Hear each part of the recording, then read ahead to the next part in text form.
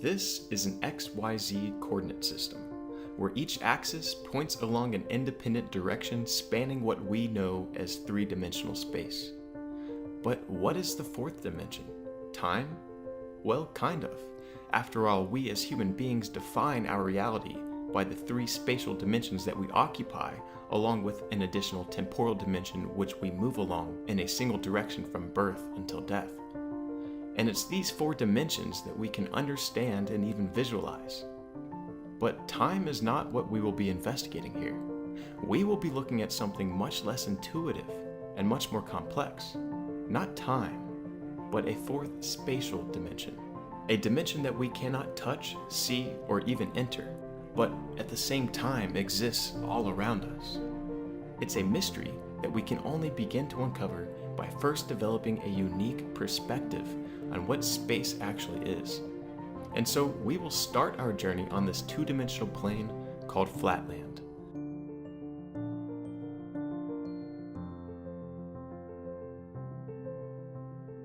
A place inhabited by two-dimensional creatures like this one right here. These creatures, who we will call Flatlanders, exist entirely within two dimensions, X and Y space. And for them, there is no z-axis, no third dimension, because the z-axis extends into a direction perpendicular to their reality, a direction that they cannot move or see into, or even draw. So they would surely have a hard time grasping the concept of 3D space, just like we find it difficult to conceptualize 4D space. And part of the reason for that difficulty is that in our worlds, there's no room for an extra dimension. In Flatland, you can move left and right, forward and backward, but that's all. Moving in a new direction would be moving out of reality, which is impossible because, well, reality is reality. Telling a Flatlander to move up and down would be meaningless, since they have no concept of up or down. We, on the other hand, know it's there, because we live with those directions. But we face the same problem. In our world, we have left and right, forward and back, and of course, up and down. But to travel to the fourth dimension, we need to move somewhere else. Somewhere that's perpendicular to all three of those directions. Inward and outward, perhaps. Directions that mean nothing to us, but we know must exist in a four-dimensional world. So if we can't physically go into the fourth dimension, or even peek inside to know what it looks like, can we at least know the other way around? What would our world look like from a fourth dimensional point of view? Before we answer that, let's first look at how Flatlanders see. Since Flatlanders live in a two-dimensional plane, all they are able to see are one-dimensional projections of the shapes moving around in their world. For example, a circle in Flatland would look like a line. When the circle moves towards them, the line grows, and when it moves away, it appears to shrink. If Flatlanders can only see lines, then it may seem confusing to us how they can tell one shape from another. But really, it's actually quite simple. Not only do Flatlanders have depth perception, but Flatlanders also have other senses. They can feel. By touching the sides of an object, a Flatlander can figure out how these lines come together and what shape they come together to make. They can also study a shape from different angles to identify if something is, for example, a square. And really, we aren't much different. Our eyes see two-dimensional projections of our three-dimensional world.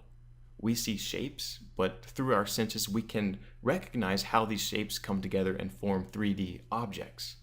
It's why we can recognize that a cube is a cube by just looking at it from a single angle.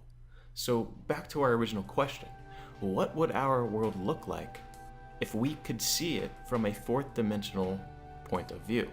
Well, if Flatlanders see lines that make up shapes, and we see shapes that make up three-dimensional objects, then a four-dimensional creature would see 3D objects that make up hyperobjects.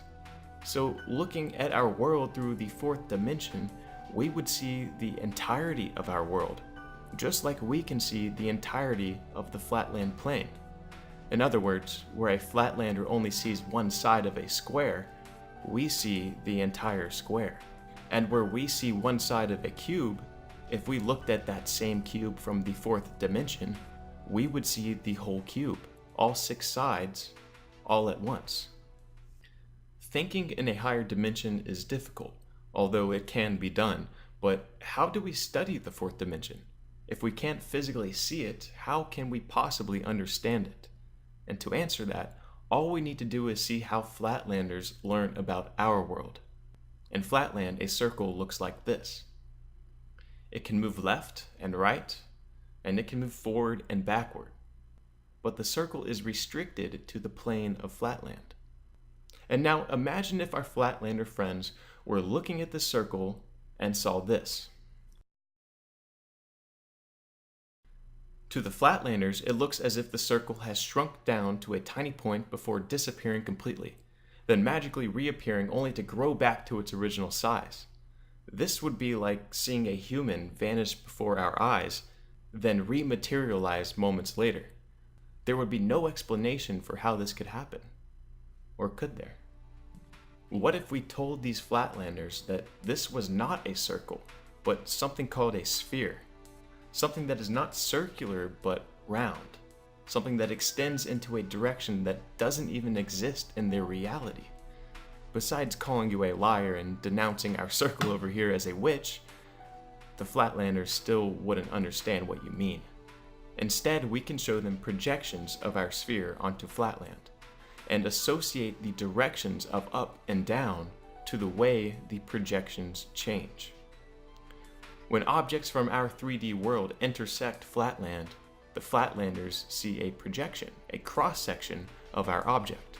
It can move left, right, and forward and backwards, just like the two-dimensional shapes in Flatland, but it can also move up and down, perpendicular to the Flatland plane. It's obvious to us how the projections form a sphere, but it's not necessarily obvious to the Flatlanders. Now, I want you to pretend that you are a Flatlander, and I am going to show you the projections of some unknown objects, and your job is to figure out what the object actually is. If you can do it, then perhaps our friends in Flatland may be able to as well.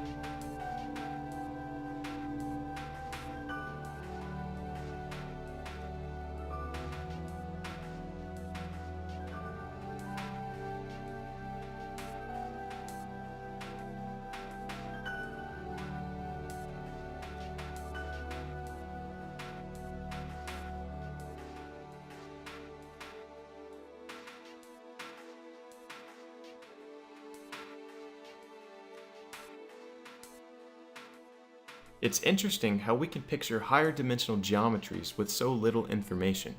In those examples, all we considered were the lower dimensional projections of the 3D objects. The only additional information that I gave you was the direction that the object was moving.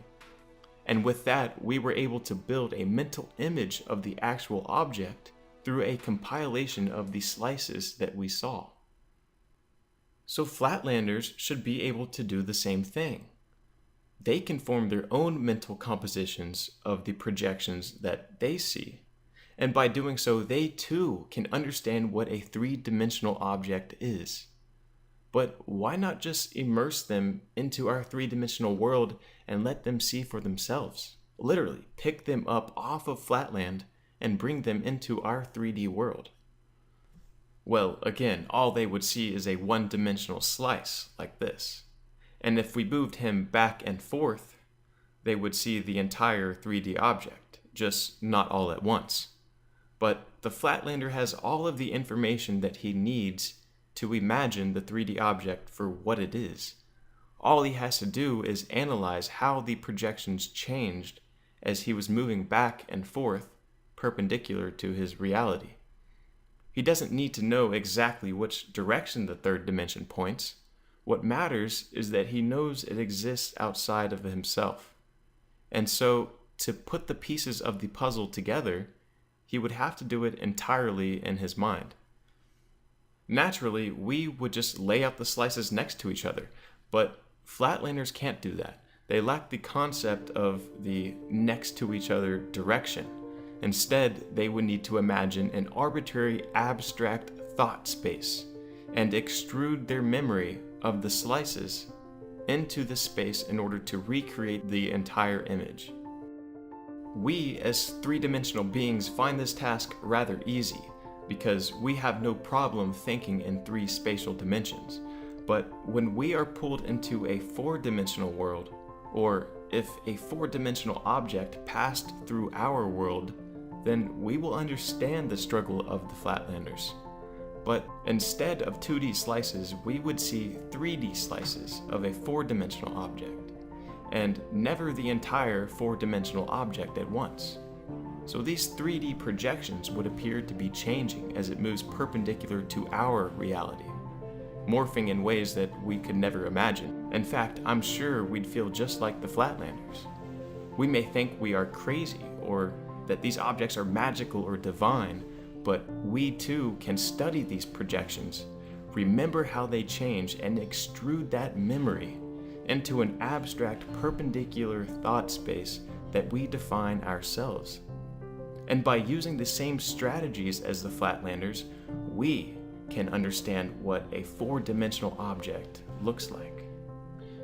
You see, the truth is we are Flatlanders, not in a sense that we are flat, but in a sense that we face a similar lack of understanding. The difference is that we have the power of perspective. We've seen and understood how Flatlanders can be enlightened with the third dimension, and there's no reason why we can't generalize that enlightenment to ourselves. So together, let's expand past this three-dimensional space and embark on a journey into the fourth dimension.